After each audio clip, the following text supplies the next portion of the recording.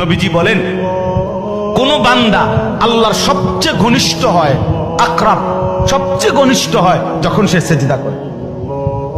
সেজদা করে। এজন্য আমার শায়েখ আল্লামা মুফতি মুশতাকুন নবী কাসিমি হুজুর সবসময় এটা বলে যে কোন বান্দা যখন সেজদা করে তো আল্লাহ তাআলা তার পিঠে মাথায় এভাবে হাত বুলায় দেয়, আদর করে। আল্লাহ আদর, আল্লাহর কুদরতি পায়ে সেজদা দেয়, মালিক তখন আদর করে দেয়, পিঠে মাথায় হাত বুলায় দেয়। আল্লাহ ডেকে বলে, আনিস আমারে সেজদা করছো না, ইরফা রাসা, উঠো, মাথা উঠো, ওঠো, বসো বসো। আর কিছু বলবা কিনা বলো। তো বান্দা বলে, আত্তাহিয়াতু লিল্লাহি ওয়াস সালাওয়াতু ওয়াত তাইয়্যিবাত।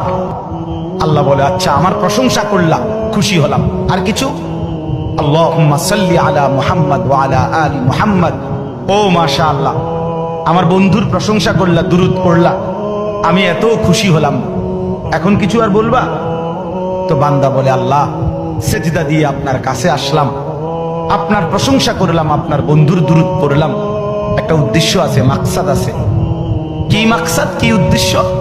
আল্লাহুম্মা ইন্নী যালামতু নাফসি যুলমান কাসীরা।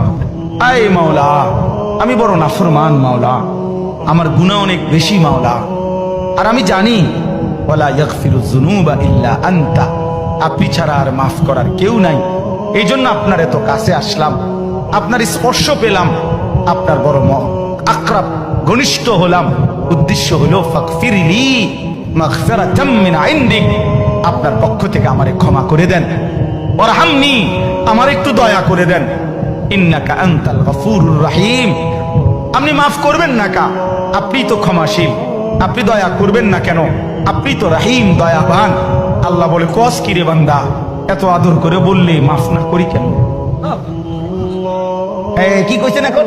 আল্লাহু আকবার।